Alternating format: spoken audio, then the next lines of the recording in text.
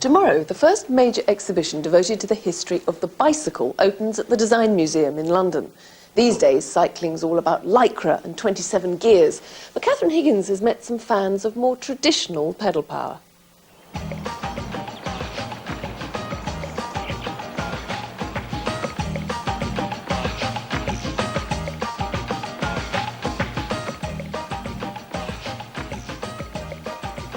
At auctions, there can be a lot of money at stake.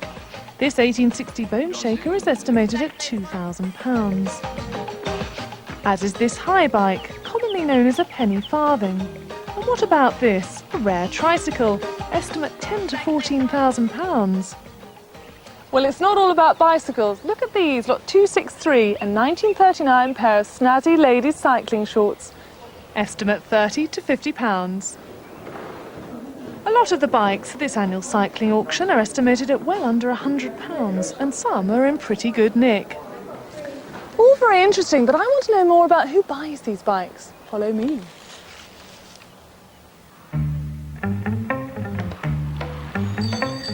Every year, the Veteran Cycle Club has the summer camp, and around 200 people meet together to ride period bikes.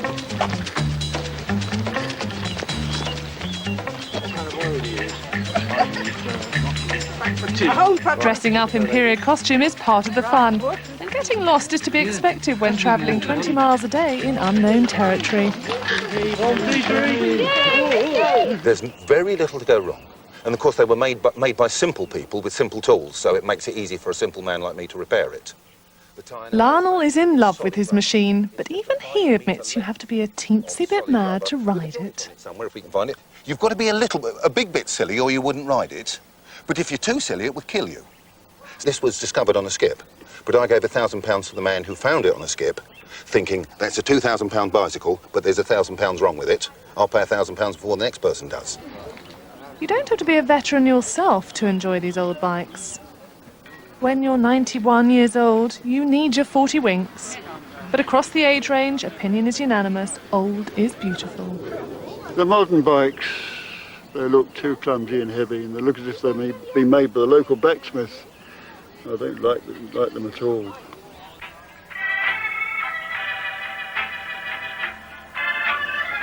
Stratfield Say, country home of the Duke and Duchess of Wellington, is the next port of call. Now that's what I call a drive. Keeping old bikes on the road requires ingenuity as well as practical skills. Riding is one thing, but salvaging old bits of bike is quite another. And I certainly know that those two little useless pieces there, which we thought were actually bearing shells, I know are actually clamps that go on there, and they should have the brake pivot coming across there. Most restorations on very early bicycles, you're not going to find any spare parts on the shelf in a shop or anywhere which is actually going to fit. You're going to have to do research, and you're going to have to find someone who can manufacture those components.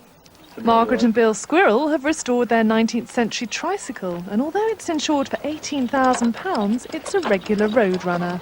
It's nice to take it out and ride it and show people what it's like, because, you know, it's all right in museums, but they don't see what it's like to really ride and do, you know, so we quite enjoy it.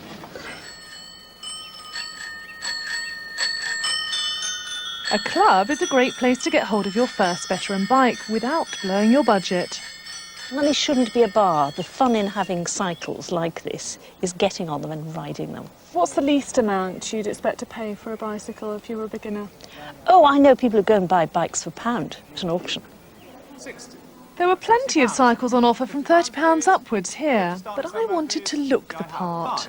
60. We now go on to 263, two pairs of unused ladies' cycling shorts. I didn't catalogue this.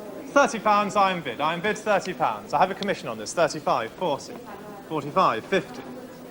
£50 is with me. All done? Selling at £50. But this is what the serious buyers are really here for, and there should be plenty of big money bidding for the Scottish How tricycle. 8,500. 9,500. 10,500. Selling then, if all done, at £10,500. All finished? 10,500, and that's 2,000. Bargain. Well within the estimate of 10 to 14,000, and the tricycle is off to a new home at the National Museum of Scotland.